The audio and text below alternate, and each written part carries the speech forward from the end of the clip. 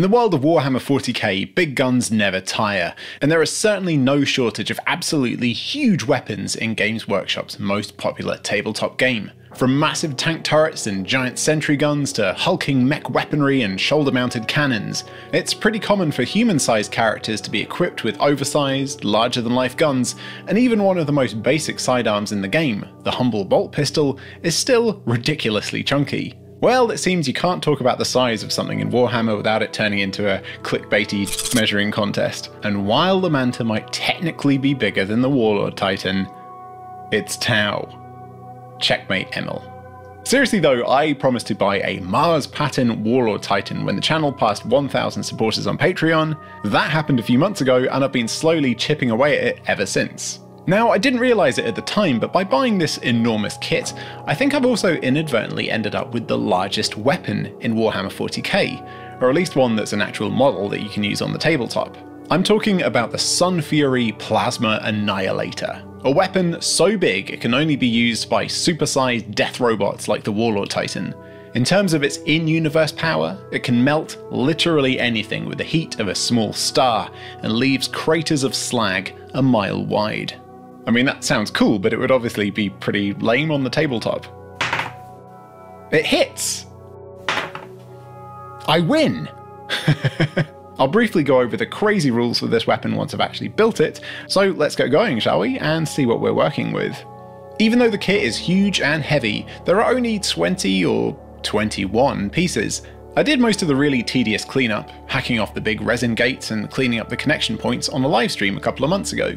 Just in case you were wondering, we're up to 330 grams of resin blanks and offcuts just from the arms and shoulder weapons alone. The only thing I've really got to do now is the fiddly tidy up bits, like removing little shims and tidying up my rough cuts.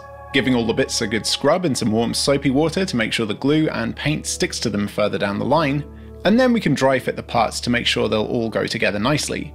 When you get resin chunks as big as this, there's a fair chance that some of them will be a bit warped, and that you might have to heat them up and straighten them out to make sure they sit nicely with no gaps.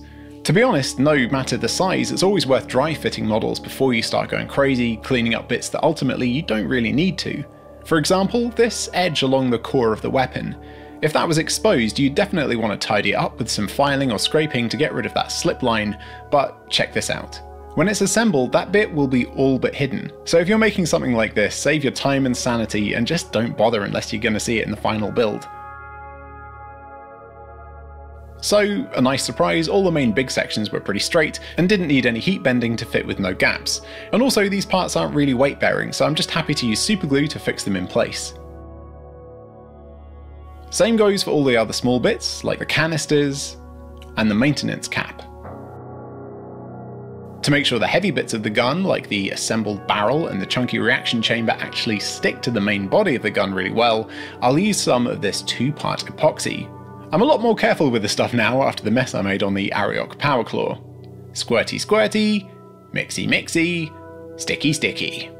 I used one of these long clamps to hold it in place while it dried, and yeah, pretty solid. Although I suddenly realised that when I was putting it all together that, tragedy of tragedies, I was actually missing a part. This little plasma injector part that goes on the back of the housing and then connects to these plasma feed cables at the side of the reaction chamber.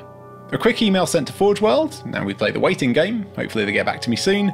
A bit annoying, but at least we'll get there in the end, hopefully. These little support parts were a bit wonky, so I submerged them in hot water for about 20 seconds, pulled them out with tweezers, straightened them out as best I could, and then plunged them into ice water to set them hard again. And after sticking them to the barrel, that's as far as I can go for this build without the missing part. It looks pretty cool though. A few little niggles though. The targeting array thing didn't really sit nicely against the weapon's body even when heated, so I'll need to cover up those gaps with some putty or plasticard or something. And also the other side of it has a big mold slip line that needs to be cleaned up before I paint it too. Okay, well let's put a pin in that build for now and talk about the rules for this crazy weapon. Now the only official place to find the rules is in the Imperial Armour Compendium from Forge World, so that's another £40 on top of the £1.5 you've already spent if you want this monster model and all of its weapons. And don't forget the head. Where's the face? I don't know. Do you have to buy the head separately? Available for it. Oh no. You haven't not bought a head. God's sake. If you watch my recent Pile of Shame update video, you'll know that I'm not buying any new Games Workshop stuff for a full year to try and make a dent in my collection of unpainted models and new boxes. So let's take a look at this totally legit digital version of the rules. The Sunfury Plasma Annihilator, like any plasma weapon in the game, now has two profiles. Both types have a 72-inch range, so basically as long as you've got line of sight in a regular tabletop game, you can hit your target. The regular shot, aka the boring version, is d6 plus 6 shots, so that's between 7 and 12 dice being rolled to see if the weapon hits. It's strength 12, which means that most vehicles will be wounded on a 3 and practically all infantry will be wounded on a 2. AP, the armor penetration value, is -4, so only the heaviest armored stuff in the game that would normally get a save roll on a 2+, will have their saves reduced to 6s only. Everything else will have no chance, outside of invulnerable saves, to escape the damage caused. Then each wound that wasn't saved will cause 5 damage each. Pretty devastating. And that's the weak version, so let's talk about the stronger, more dangerous version, the supercharged shot. Same range, same amount of shots, but this time it's strength 14, meaning anything that's toughness 7 or less will be wounded on a 2+. Each unsaved attack will now cause 8 damage instead of 5. The trade-off? Every 1 you roll when seeing if the weapon hits causes 4 mortal wounds to the Warlord Titan, where the unstable, overcharged plasma energy is feeding back and damaging the war machine that fired the weapon.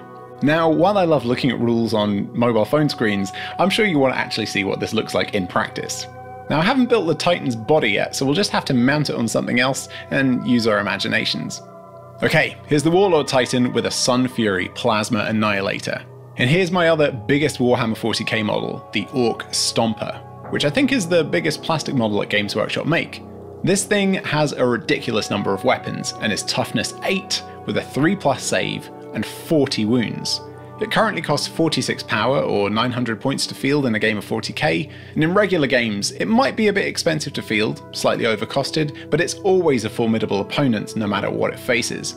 Let's see how things would end up for the Stompa if the Warlord Titan got to shoot first. Okay, so the supercharged shot does d6 plus 6 shots, so we roll to see how many extra shots we get. 5, not too bad, so that's 11 shots in total. Alright, 11 dice, and the Warlord Titan's going to be hitting on 3s on its top profile. Okay, so we've got 3 1s there, so that's going to do some damage to the Warlord Titan later on. But we do have 5 hits. Massive strength 14 against the toughness 8 of the Stompa, so I'm going to need 3s to wound. Nice, so all of them wound. And the Stompa actually only has a 3+ save, so because it's an AP -4 weapon, that means no saves get to be made. 5 shots going through at 8 damage each, that's some pretty simple maths. 40 wounds exactly. That Stompa is toast from 1 shot from this insanely powerful cannon. Now let's not forget about these 1s. That was 3 1s rolled when I was trying to hit, and each of those causes the Warlord Titan 4 wounds. So that's a significant 12 wounds off the Warlord Titan. However, the Titan starts with 120 wounds. So it's down to a pretty formidable 108 wounds. Serious business.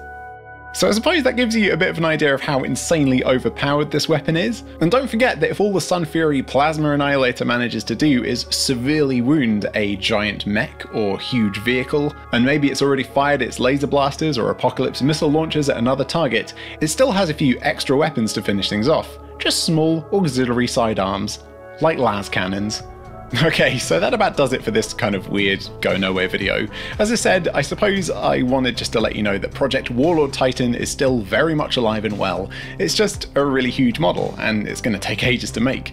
Midwinter Minis is essentially just me videoing my hobby and sharing it with you. I don't have assistants to help me deal with admin or building models, painting stuff or editing videos. I mean, this little one can't even hold a paintbrush yet. 6 weeks old. How useless can you get? Anyway, here's a random thing before I love you and leave you, absolutely nothing to do with minis or Warhammer, but if you, like me, are in this demographic and were born in the mid-70s to mid-80s, there's a chance you might have a long-forgotten soft spot for this film, The Flight of Dragons. Along with Transformers the movie, it was one of my favourite films when I was a kid, and I've wanted to rewatch it for years, but it never got an official DVD release. Anyway, I just noticed that there was a Blu-ray version available the other day with both a scene-zoomed widescreen version and also the original TV format resolution. So I just thought I'd let you know that it's actually a thing you can buy, just in case you wanted to jump down that particular nostalgia rabbit hole. I know there's lots of Darth Vader fans out there, but I still think that this film has James Earl Jones' best voice acting ever. Stronger than my magic?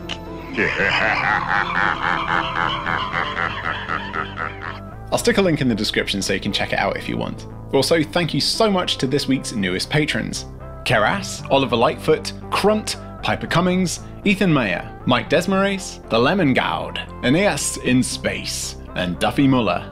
And thank you so much for watching, and I'll catch you next time. Bye for now.